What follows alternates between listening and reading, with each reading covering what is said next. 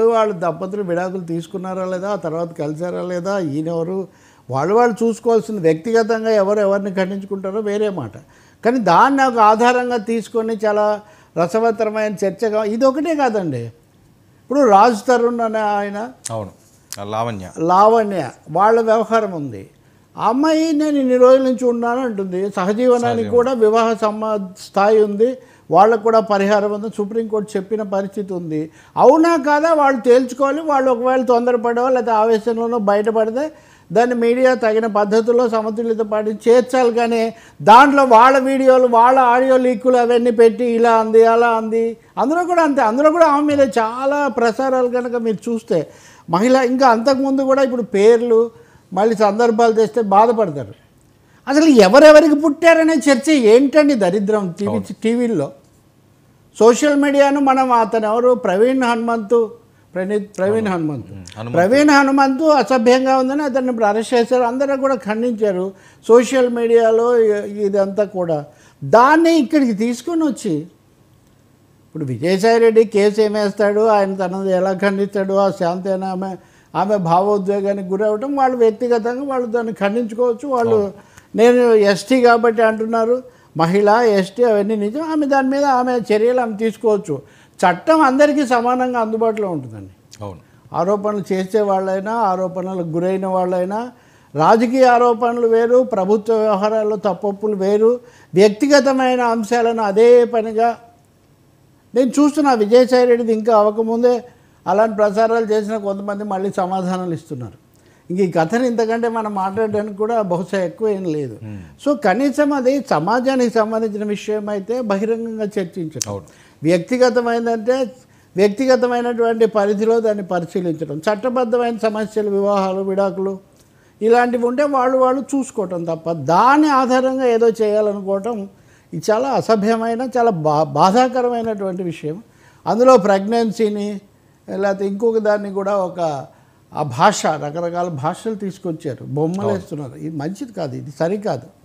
మరి విజయసాయిరెడ్డి నేను కేసేస్తాను, ఆయన రాజ్యసభ సభ్యుడు, ఆయన నేను ప్రివిలేజ్ మోషన్ కూడా ఇస్తాను నా హక్కులకు అంటున్నారు. ఆయన చేసేవన్నీ ఆయన చేయొచ్చు. కానీ దాని ఆధారంగా మళ్ళీ ఇక్కడ ఏదైనా ప్రభుత్వ పరంగా తప్పులు ఏమైనా జరుగుంటే వాటిని మనం అవి ప్రభుత్వం చూసుకోవాలి. అంటే ఇవి పర్సనల్ ఇష్యూస్ కదా సార్, ఎవరితో ఏ రకంగా పర్సనల్ కూడా పర్సనల్ ప్రైవేట్ పూర్తి టోటలీ ప్రైవేట్ అఫైర్స్. వాటన్నిటిని ఇంతగా ఇన్ని గంటలు మీడియా వాటిని చర్చించాల్సిన అవసరం ఉందో. అసలు ఈ సోషల్ మీడియానే ఎందుకంటాం, మెయిన్ స్ట్రీమ్ మీడియా మటుకు దీనికి ఏం తక్కువ కాదు. నేను చూశాను ఏ మాటగా మాట చెప్పేవాళ్ళు ఎమ్మెల్యే రఘురామకృష్ణరాజును అడిగినప్పుడు ఆయన దీని మీద కొంచెం ఇదేదో అంత బాగాలేదు, నేను ఈ విషయాలు ఏం మాట్లాడలేను, తప్పప్పులు వేరే రాజకీయాలు అయితే చెప్తానన్నారు.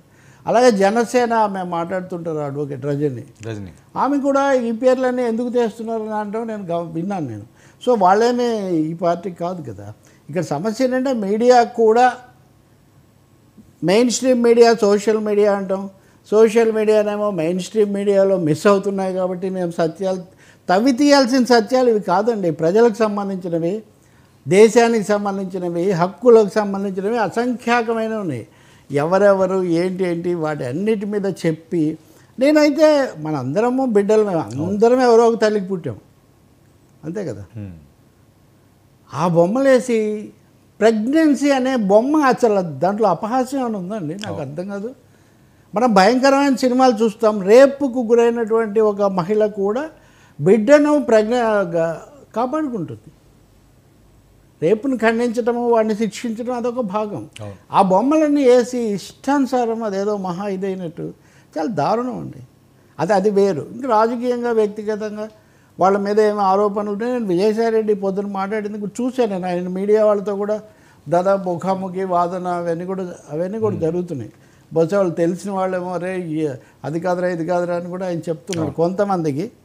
మరి వాళ్ళు ఏం చెప్తారో నాకు తెలియదు. కానీ ఈ రచ్చ ఇక్కడికి ముగించి ఇందులో చట్టబద్ధమైన అంశాలు, ప్రజా సంబంధమైన అంశాలు, వ్యక్తిగతమైన కోణాలు వాటికి చూసుకోవడం మేలు. ఇంకొకటి కూడా ఉంది, మీడియాకు అనేక మంది అనేక కోణాల్లో అనేక కథనాలు ఇస్తూ ఉంటారు, ఆధారాలు పంపిస్తూ ఉంటారు. ప్రతి స్టోరీ వచ్చిన వెంటనే దానికి ఎంత బ్లోఅప్ చేయాలి, అన్నది too much of blow up, too much of hype అవసరమా కాదనేది కూడా ఆలోచించుకోవాలి. సార్ ఇందులో ఈ తర్వాత ఇవన్నీ ప్రసారం చేసిన వాళ్ళందరూ కూడా ఒక కులానికి చెందిన వాళ్ళు అని విజయసాయి రెడ్డి మళ్ళీ ఇంకో అదే అంటున్నారు ఇప్పుడు క్యాస్ట్ ఈక్వేషన్ అది కూడా నేను చెప్తున్నా. దీంట్లో కులాన్ని తీసుకురావడం కూడా బొత్తిగా అవసరం లేని విషయం. మీరు ప్రజల కోణము, మీడియా కోణము, మీడియా అనే చెప్పిన తర్వాత మళ్ళీ ఆ కులం మీడియా మంచిది, అసలు కులం మీడియా లేదా ఇంకొక మీడియా ఇవన్నీ ఎందుకంటే ఎక్కడ ఇంకా దాని నుంచి మనం పైకి లేవద్దా. కాబట్టి ఈ పరిస్థితి మారాల్సిన అవసరం చాలా ఉంది. ఇది వాళ్ళకే కాదు, సమాజానికి కూడా ఇది చాలా తీవ్రమైనటువంటి